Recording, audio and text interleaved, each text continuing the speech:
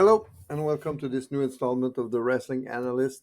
Today I'm taking a look at the most emotional women's feud yet in the history of WWE. It involves, of course, Io Sky, Rhea Ripley, Kairi Sane, and I think the main character around that right now is Asuka. So let's see what's going on there, what I think is going to happen, who's going to benefit the least, the most. I don't. I think everyone's going to benefit from that storyline. So let's embark on that journey. Let's go.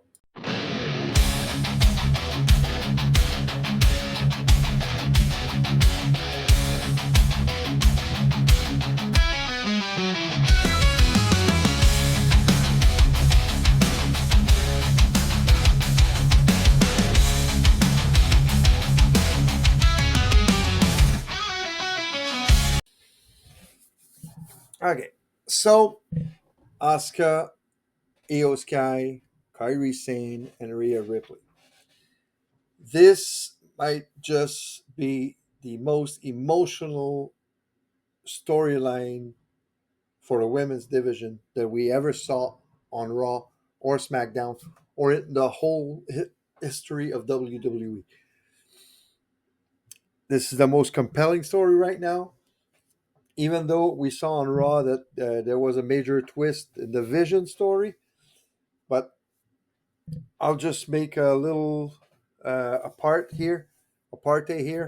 Uh, Braun Breaker and Bronson Reed attacking Seth today on Raw is probably because Seth is seriously injured following that coast to coast he did on Saturday night.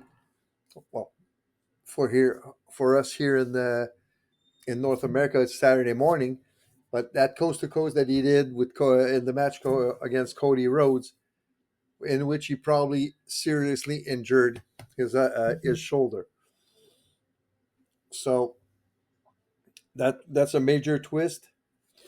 And from what I read today, the rumors I read today, probably Seth is going to be stripped of the title to set up some kind of some championship match between maybe CM Punk that won the number one contendership today against maybe another contender, maybe LA Knight or Jey Uso or whoever they want.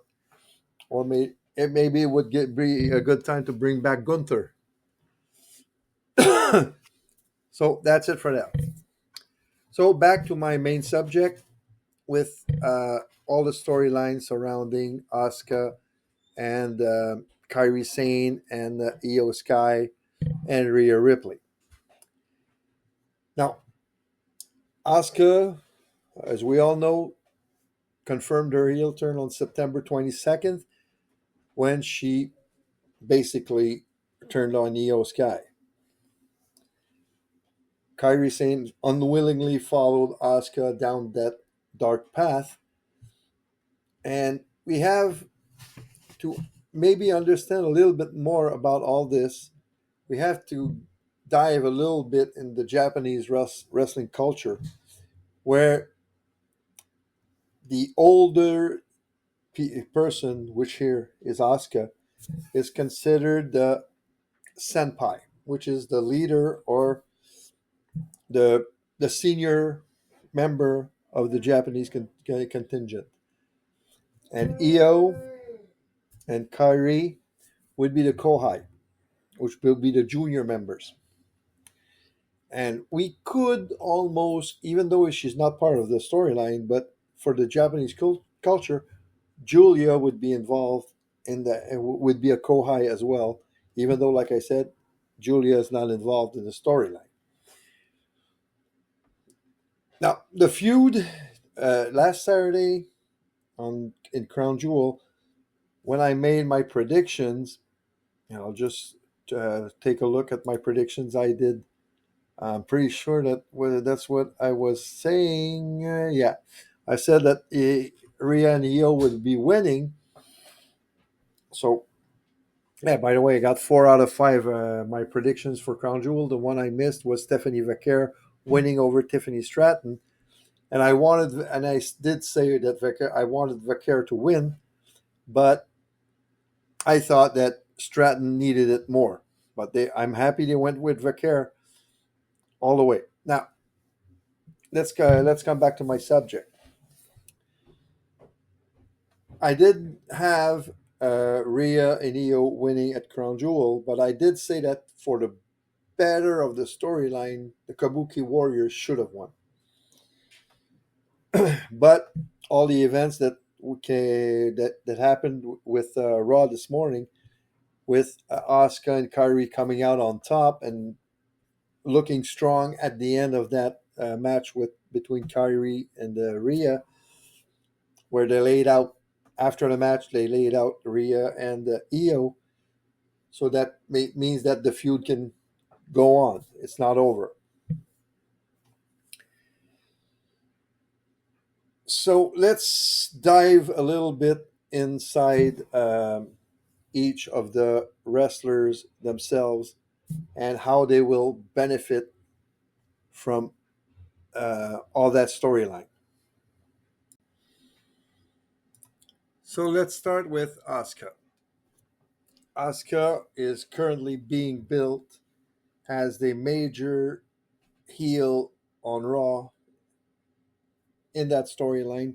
Maybe the top heel on Raw on the women's side, and I would be willing to go as bold as saying that she's going to be the top heel, period, on the women's side, and maybe even the top heel of all WWE superstars right now. Uh, so did we get there? First of all, well, they fast tracked that heel turn because of Naomi's pregnancy. Everyone knows about that. Betraying Io, which is one of the top baby faces right now, uh, on the women's side again, makes it that Asuka is now one of the big heels. Going to war with Rhea Ripley does that. Asuka is even more heel right now because Ripley and Io are the two top baby faces uh, in the women's division. And add to that the abusive relationship that Asuka is having over Kairi, which Kairi is she's pretty popular right now, but uh, I think she's going to be benefiting a lot out of that feud later on, more later on this. So where is Asuka going right now? Like I said, Asuka is probably the top heel there, and that feud is going to elevate her to maybe becoming that finally have a top heel championship run, almost like she had down at NXT, where she was champion like for 500 and some days. I don't remember how many days exactly, but she was champion for over 540 days, I think. And she might have a title run, not as long as that, but probably as dominant as that. How so? I talked about it in another video I made about Asuka's future, so maybe you can check that out in more detail. But what I basically said was that maybe Asuka could go on, win the Royal Rumble, challenge Tiffany Stratton for the Women's World Championship, the Women's WWE Championship, win it at Mania, and go on a title run after that in 2026. So that's the benefit for Asuka in all this, is that she's going to be the top heel on the women's side for a while right now. and that could lead to a title run. Now, let's go over to Io Sky. Now, Io, she will get out of this an even bigger baby face than she is right now. Now, I didn't say that earlier. Are the Kabuki Warriors going to go challenge uh, Charlotte Flair and Alexa Bliss for the tag team titles and maybe win them so that Rhea, Io, Asuka, and Kairi could feud over the titles? It's a possibility, but I don't think that that feud needs any titles to be compelling. So what I see is that they're going to keep on going with that feud just like that. No titles, no title shot, or maybe if there's a title shot for Io and Rhea, maybe the Kabuki Warriors intervene and prevent Io and Rhea from winning the titles. That's another possibility. But at this point, I don't think that any title is going to be involved in this feud. So Io is going to get out an even bigger baby face than she is right now for uh, siding with Rhea. So Rhea is going to rub off on Io again a little bit on that. Well, basically, Io and Rhea are going to rub off each other uh, to become both even more baby faces, uh, bigger baby face, both of them in all this. Could Io in maybe a year, maybe 6 months from now, or maybe a year from now, make a heel turn and go after Stephanie Vaquera's title so that Rhea can, after the words, well, Io can betray Rhea at one point, win the title from Vaquera, and then Rhea can go against Io and win the title off Io, finally beating her in a one-on-one match. Now, that's far off. That's way ahead of our timeline right now, but that's a possibility that could happen in the future. But for now, that that war, let's call it a war right now between Io coming out of the tutelage or maybe having a better career than Asuka, coming out of Asuka's shadow. Even though I never thought that Io was in Asuka's shadow, but for the storyline, the coming out of Io from under Asuka's lead is going to be another benefit for Io Sky. So now let's go to Rhea Ripley after this. So Rhea Ripley, this is called character development. She's the dominant female on Raw. She's always in the title picture, so that this storyline takes her out of the title picture, which is a good thing for now. And we all know that Rhea's persona right now, she had trouble trusting somebody because of the treason from Dominic with the Judgment Day and everything. So Rhea right now, that's the character development that we're seeing right now, is that she is learning to trust people once again, and that's where Io comes in. All the rivalry between the two of them created a bond between them, and that story is going to be a story of redemption for Rhea Ripley, where she will learn to trust people again. Now, Again, I'm going with the title run. Maybe is there going to be a tag team title run between the two of them after this feud is settled? That's possible, and that title run could become the turning point for the relationship between Io and Rhea. But for now, the benefit for Rhea would be that she starts being more trusting toward her fellow wrestlers. Now let's talk about Kairi Sane. Kairi should be the one benefiting, uh, apart from Asuka, on the short term.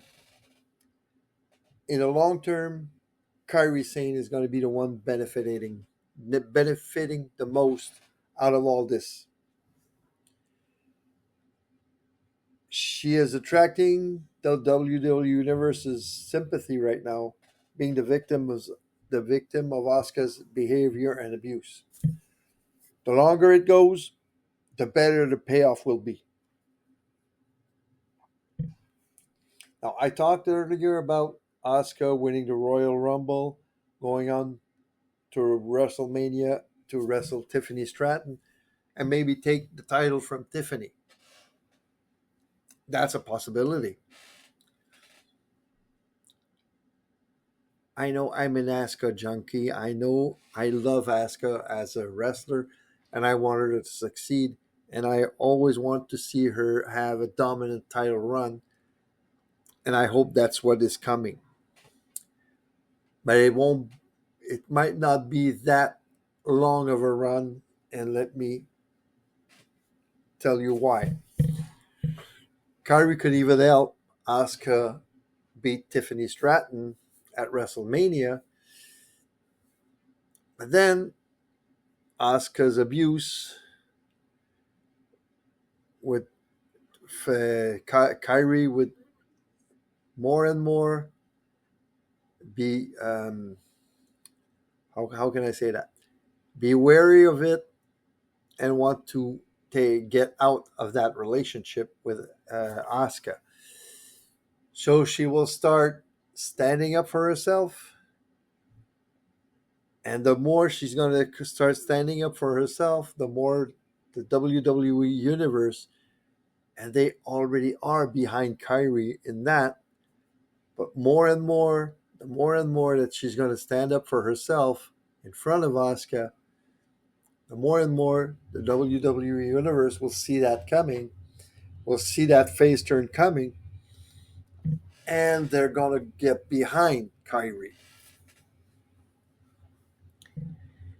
And when maybe at a major PLE, maybe SummerSlam 2026, maybe Survivor Series 2026, or I don't know when, but at some point, Kairi Sane is going to turn on Asuka. At that point, she's going to become a major baby face, and she could go on to challenge Asuka for the world title and become a champion, closing that storyline long term. Maybe it might even be WrestleMania 43, where Kairi faces Asuka for the title. That could happen, but I don't see that going all the way to WrestleMania 43 for personally. But Kyrie is going to be the one benefiting the most out of this whole storyline. This storyline has two purposes: making Asuka a super heel for a short term, maybe for a year or so, but it's done to make Kairi Sane a major baby face for the end of 2026. Maybe summer of 2026 or something like that. And she can go on to beat Asuka for the title after that. So tell me what you think in the comments. Tell me if all this makes sense, or what you like about that. And I'll be back on another day to analyze another storyline. Maybe I'll come back later this week to talk about sorry, what the results of Crown Jewel mean right now. If I can, well, I can take a couple of minutes and talk about that right now. Bronson Reed beating Roman, like I said in my predictions, I had that one right.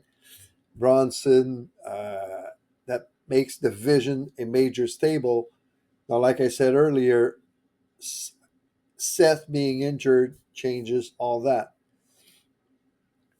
Is Seth injury gonna make Braun Breaker and Bronson Reed go on a tear right now, and maybe win the tag title, or are they gonna want to fast track Braun Breakers, maybe make him win the world title soon?